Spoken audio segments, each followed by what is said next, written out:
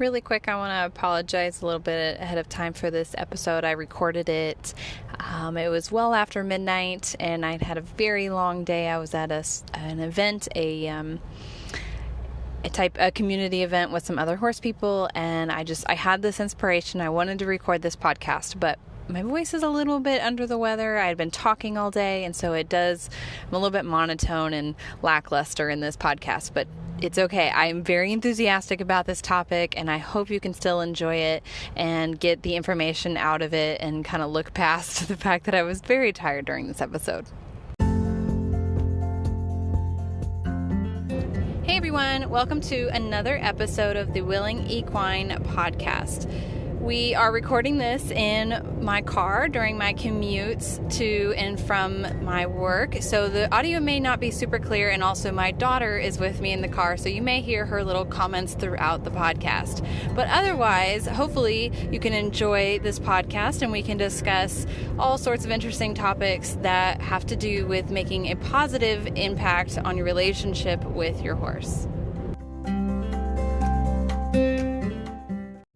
I think one of the biggest struggles in the horse world is comparing ourselves and our horses to other people's horses and what they're doing, what they're achieving, what their goals are, and seeing where we are in our training and thinking, why can't we do that? Why aren't we there? Why can't my horse do that? I need a different horse. Whatever. It's just all the comparisons that happen with social media, with going to shows, with even just other horse owners and horses at your own barn that you may be bored at, and there's quite a few horses, and the pressure that comes along with that, whether it's self-induced or created by somebody else. When we feel that pressure to be matching a standard, to be performing at a certain level. This is really easily explained by talking about young horses. When a horse owner decides that they want to wait to start their horse under saddle until the horse is 4 years or older, they will oftentimes get a lot of pressure from social media, other people at the barn, well-meaning people often that are just have opinions about when or how much or how often a horse should be ridden or how young, and they'll ask questions like, when are you going to ride that horse? And you're like, I'm going to wait, and they don't get it. Or even maybe you have already started your horse under saddle, but you're taking it slowly, and then the person 5 stalls down with their colt, the horse is the same age and already loping circles and getting ready for their first show, and you're just barely teaching your left and right cues or going on trail rides. It's really hard to cope with having those comparisons around all the time and feeling the pressure from the outside and the pressure from ourselves too. We often put certain ideals and certain expectations on ourselves and where we want to be with our horses, and when the horses don't meet those expectations as quickly, or we had a training plan and we expected to go from point A to point B in our training quickly and be ready for our first show in X amount of months, and clearly we're not going to make that deadline, and that can be really hard. I'm not going to pretend and say it's not hard, because I do it to myself too. I'm very hard on myself when my horses aren't meeting certain expectations that I have of not necessarily them, but of my training and where I'd like them to be. I take them out into public sometimes, or I have students work with them, and I'll want to demo something to somebody, and I pull out a target and I'm like, here, let me show you this, and the horse just doesn't. And I'm just like, well, I know we can do this, but today it's not happening. And we're going to roll with it. But that can be hard. That can be frustrating. Anyway, so just those expectations and those comparisons that happen in general in the horse world, it's challenging to say the least, to know how to deal with those, to know what is something that we should be looking to, should we have expectations, should we have comparisons at all? Are all comparisons and all expectations bad? Or should we, and how much is too much? So if, let's say that it's okay to have some expectations, what's the line? What's too much to expect from our horses? What's too much to be comparing? That can be a hard line to find, and can be just challenging in general to know when to say, this is fine, this is normal, and then when to say, okay, we need to, bump up our game. I think that to begin with, to be able to decide what's acceptable and what is something that we should be okay with, as far as saying, I'd like to be able to do that with my horse, and have that comparison and have that expectation. But maybe even expectation or comparison aren't the right words at that point, to have that goal. So there's a difference between having an expectation of your horse, where an expectation almost assumes where you feel like your horse kind of owes you that, like where they should know that they should give you this, they owe you something, or that they need to live up to a certain standard. And those can be really dangerous and harmful to your relationship with your horse, and something that probably shouldn't exist in your relationship at all, not even slightly. And then there's going to be goals. Goals are different, though. Goals have they have a different feel to them. They have a future. If we get there, that would be awesome. We're going to work towards it. We're going to work towards it together. But I don't necessarily expect this of my horse. At least that's how I view goals. I view goals as a something flexible, something that I would like to work towards, but it's not a make or break, and I'm not going to be offended by my horse. I'm not going to take it personally if my horse doesn't meet that goal, at least not within a certain time frame. So to me, goals and expectations are different, and they have different feels for them. They have different meanings for how they affect the relationship, because I picture them differently and I work towards them differently. If I have an expectation of a horse, it's telling me that I feel like that horse owes me something. Whereas if I have a goal for a horse or something that I would like, that means that it's kind of on my shoulders. Well, it is on my shoulders to help that horse and I achieve that goal. But it's not necessarily something that the horse owes me, and then I'm not going to be frustrated by if they don't meet. That's probably a personal interpretation of those two words, but I just kind of wanted to throw those out there, and maybe that'll help people to find the difference for themselves and for their horses.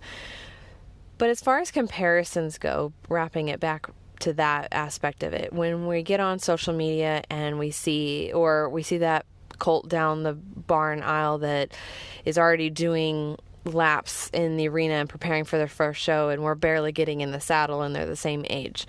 When we have those comparisons that we're constantly surrounded by all the time, and we just feel this, it just gets to us. It's pressure. It adds pressure. It adds a sense of lack of accomplishment.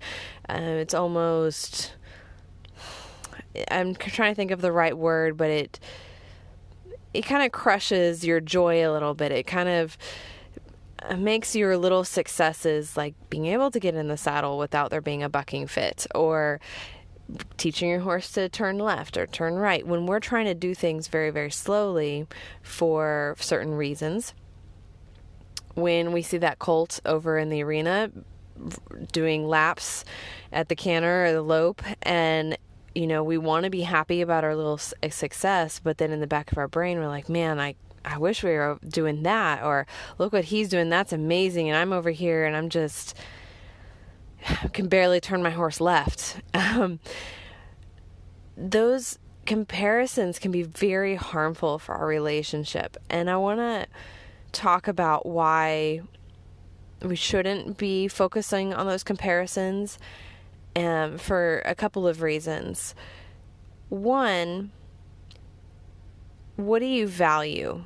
What are your priorities with your horse? Is it the relationship with the horse? Is it making sure your horse is happy and comfortable and not in any discomfort and clearly understands the exercise and doesn't go through a lot of stress and discomfort and fear through the training?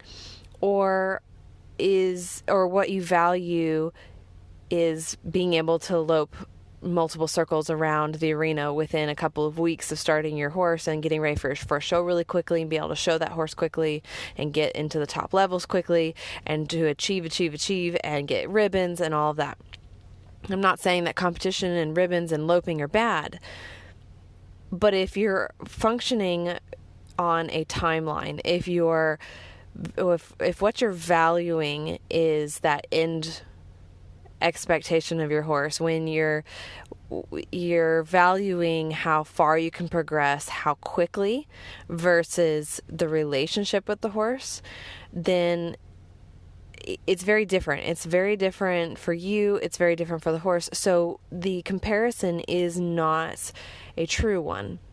And this particularly shows up when we're comparing, or we want to compare, positive reinforcement training when we're training it, whether it's Western pleasure or trail riding or hunter jumper. It doesn't matter what you're actually training, but when you're training it with positive reinforcement versus traditional type training methods with negative reinforcement and positive punishment, or natural horsemanship methods, when we're trying to compare what we see with the horse that's being trained with negative reinforcement and then what we're seeing with the horse that's being trained with positive reinforcement, it's not a fair comparison, and it's setting ourselves up for disappointment and frustration if we're comparing two completely different pathways of achieving a similar but different end result. It's just not a fair comparison. It's not fair to you. It's not fair to your horse. And you're going to disappoint yourself, and you're going to frustrate yourself, and you're going to possibly give up because you are trying to track a timeline of a completely different path to the same end of the road or a different end of the road with somebody else who's on a totally different path. You can't see that colt getting ready for his first show in a couple weeks and compare it to you starting your colt with positive reinforcement and taking a longer, slower path because we're spending more time prioritizing different aspects of the training. And, with positive reinforcement, it's no secret that teaching things like rein cues might take a little bit longer. We use a target, then we fade out using the target, and we add the cue, and then we add the rein, and so on. So that wasn't actually in order. But whereas with negative reinforcement, the process is typically you go straight to the rein and you pull on it a little bit or gently, add a little pressure and a little bit more, or just hold it until the horse gives, and then you give back the rein. And usually within a couple repetitions, the horse gets it and you've got your rein cue. Now, there's nothing wrong with training a rein cue that way, but if you're trying to train it with a different format, a different formula, it's going to look different, and it may take longer and it may take shorter. There are certain aspects of positive reinforcement training that actually take shorter amounts of time than with negative reinforcement. And it would be, again, unfair to compare the two. So really what got me started talking about this was, it has been repeatedly over time hearing people refer to why they wouldn't want to train with positive reinforcement. I hear quite often that because there are no horses that are showing at high levels with positive reinforcement, truly positive reinforcement. There are people that are showing with mixed, and that's fantastic. But there are no people that are showing with very high level horses that have been trained with exclusively positive reinforcement, or as close as we can get. And so people will say, okay, see, it can't be done, or Why would I want to do that if I can't show? Like, obviously it doesn't work for high level showing if it's not been done before, or nobody else is doing it, or it's not possible. And I have two things to say for that. One, we're getting there. I still believe it's possible. I think that there's going to be parts of the show world that will need to change to accommodate more ethical training approaches and giving horse owners more freedom to communicate with their horse and utilize positive reinforcement within the showing environment. But besides that, it's just because we can't show with it in this modern day of competition doesn't mean it doesn't work. It does. It's just that the standard, the expectation, and what people value when they switch over to working with positive reinforcement is different than probably most people that are at the show or in the show world and working towards the ribbons and showing at high level. Again, this is not because showing is bad, not in the least. I love to show. I hope to get back into showing very soon. But it's going to look a little bit different for me, and I may not place in the highest part of the ribbons, and I may not make it to nationals, and that's okay with me because what I value has changed. This doesn't mean that positive reinforcement doesn't work. It works for me. It works for my horses. It works for my clients' horses. It works for horse training in general. It's just that it's a little different. It's a little bit different. My values have changed. I value the relationship with the horse more. I value my horse's willingness and their ability to choose and their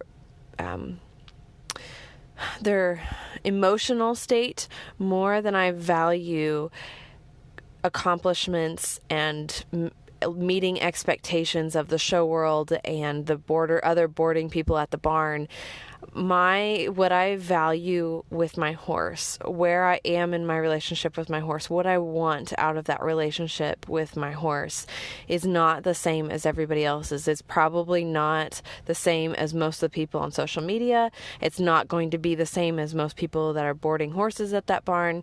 I was at an event today where everybody's trail riding and we're all doing the same thing, but I'm training very differently from everybody else, and that's okay.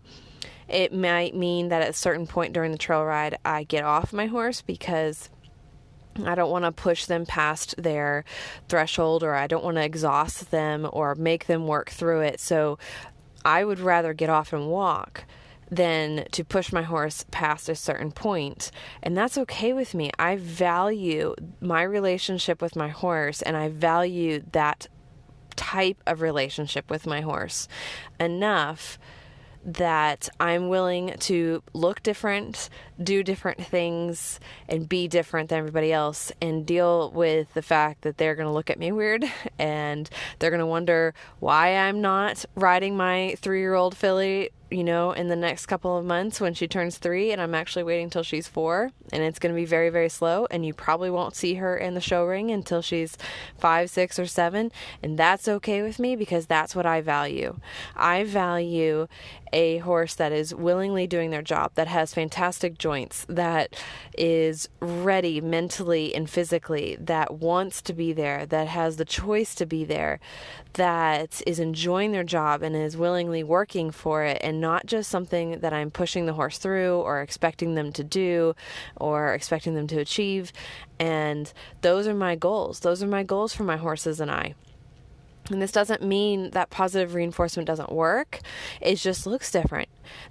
What we value when we train with positive reinforcement is different. So you can't compare yourself to other horse people and to other people in your barn and to other people you see on social media, because what you value is different. Your goals are different. So don't set yourself up for that type of frustration. You can't look at somebody who's training traditionally and achieving goals X, Y, and Z and expect to have those same things when you're on a completely different path. You're just setting yourself up for frustration and disappointment. To be down one path, but looking over at this other path and wishing you were there. Don't look at that other path. Don't even consider it.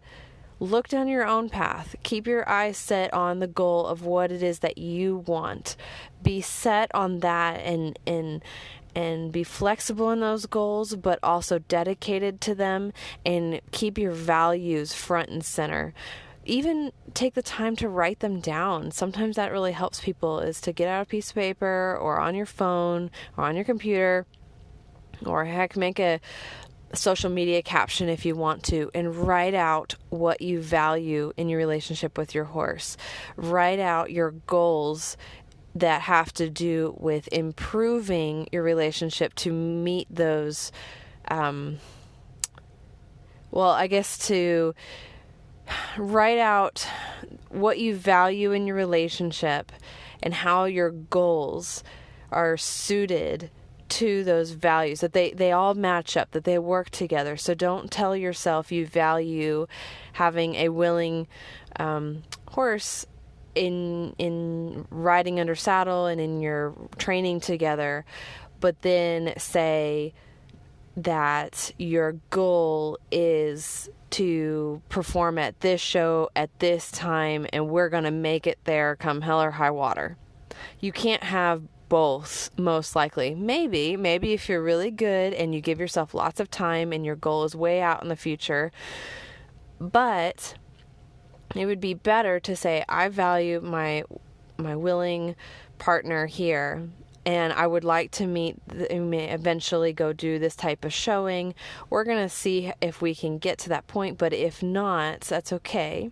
Or your goal could be something that is a little bit more down that emotional pathway, which is that I value my willing partner, my horse that loves its job, that has autonomy, that has choice, that is free to make decisions and to make mistakes, and I value that in our relationship, that I can give this to my horse.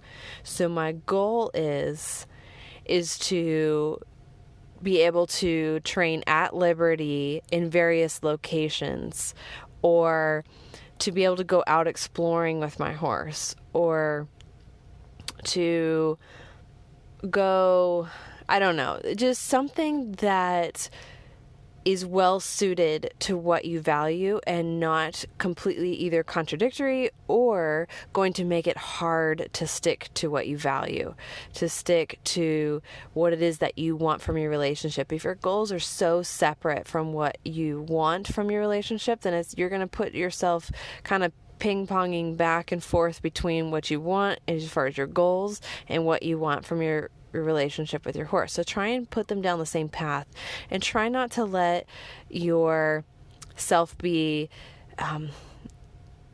to not let yourself beat yourself up about where you are compared to people who are training on a completely different path than you are. Stick with your path, know what you want, and believe it. Believe that's the best way for you and your horse. And stay focused on those goals and what you value and what you want out of your relationship with your horse. And just try and remember that when other people make comments and when other people ask you questions, they are seeing what you're doing from their path. They don't understand your path. They don't understand what it is that you value.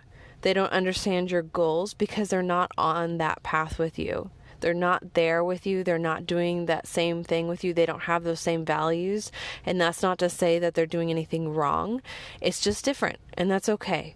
So they can be over on this other path doing their thing. And when they are making comments about what you're doing, and when they say things, and then when they kind of doubt your training, or even if they're a little bit rude about it, you have to understand that they're coming from a very different place where they just don't see it. They don't see what it is that you're trying to achieve. They don't understand it. They don't value it. So of course they're confused by it, and they wonder what on earth you're doing over here, playing with your horse at liberty in the arena, while they think if you were on their path, according to their path, your horse should be under saddle, working, preparing for a show. That's their path. That's what they're going down. Those are their goals, their expectations, their values, and what mission they are on with their horse, or to get their horse through a certain program. And so all they see is that pathway, and they don't understand your path. So try not to compare yourself to other people. Try not to let them get you down or make you question what it is you're doing. Just remember that you're on a very different pathway than they are, and they don't understand it. Maybe one day they will. And try and be considerate of what they understand and what they're doing, and the fact that they don't understand the difference. And also remember that when you're training with positive reinforcement, or with the relationship first, or your horse first, that you may not meet certain goals that are common in the horse world. Certain horses are not going to be able to perform at high levels without force, whereas other horses might be able to with just the positive reinforcement, because maybe they have a higher energy level, or that's something that they really enjoy. And certain horses would only do that with force and coercion and a lot of pressure. There are so many horses out there that under no circumstances would they put themselves voluntarily in a show world situation and perform the way they do without the pressure and the force to do it. They don't love their job, like is often unfortunately interpreted, but a lot of people just think that's normal, and that's okay. So you have to realize that while all these other horses are out there showing, most of them probably don't want to be there. So when you have your horse may be one of those that enjoys a show environment. There are certain horses that thrive on attention and thrive on investigating and exploring and going on trips. I have a horse that's like this, and she is bored out of her mind in her pasture with her buddies. She wants to be out. She wants to be learning. She wants to be exploring and traveling, getting in the trailer, going places. This is what she loves to do. But I have 6 horses, and she's the only one that likes to do that. So I can't expect the same thing of my other horses if they're just not willing to do that voluntarily, and expect to be able to do that with positive reinforcement. I'm kind of setting myself up for a disappointment. I can work towards it. I can see if I can make it better for them, and hopefully we can get to that point where they can at least enjoy it somewhat. But they're just not built the same way that my filly is, where she intensely enjoys that. And so it's going to be much easier to achieve goals like that with a filly, with a horse that is really intense and outgoing, such as my filly, versus the ones that would rather just be home and hanging out with their buddies, which is most horses.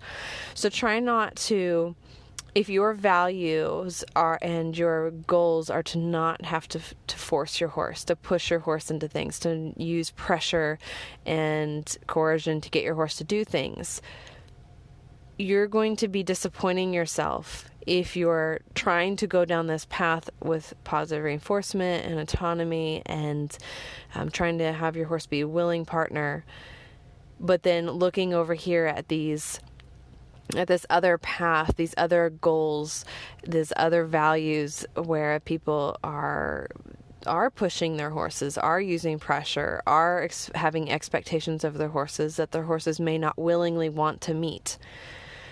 So just stay focused on what it is that you would like out of your relationship with your horse. And if that's to work with positive reinforcement, for it to be a low stress situation, for a training environment, for it to be about communication and willingness and respecting your horse's choices and giving them a voice, then stay focused on that. And try and, when you're looking at other people training their horses, look to other people that are working within the same pathway, that are on that same path, and you'll be comparing your training in a more fair light, in that you can see how, okay, there's a person that is trying to achieve exactly the same thing I am. They're a little bit further along down the path, but I see where they're going, and that's something that I can work towards. versus looking at somebody else who's on the other path, and you kind of want to go towards that path, but you're trying to do it while staying on your path, and it's just not going to work out. So I hope this really helps kind of understanding how having our values and goals set on our own path and not having expectations and not looking over at somebody else's path and wanting what they have while doing what we're doing, all of that is just going to make it frustrating. And try and understand that other people are on different paths, and that's okay. It's really okay for them, and maybe they'll change. Maybe they'll see your pathway and think, I want that too, and switch over, and that would be fantastic. But try not to let it get to you and compare yourself to other people. Focus on you, focus on your horse, and really enjoy your relationship with your horse and the pathway that you're on.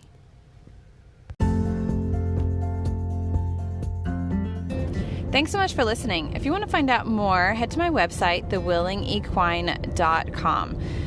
On there I have a very extensive FAQ page that offers information and answers questions about training in general, as well as my training and services and more information about the Willing Equine. I'm also available on most major platforms, social media platforms that is, such as Instagram, Facebook, YouTube, and Twitter. On my website there's also a blog. I'm an extremely prolific writer. I love to write, so besides my podcast, that's another way to get access to information that I share.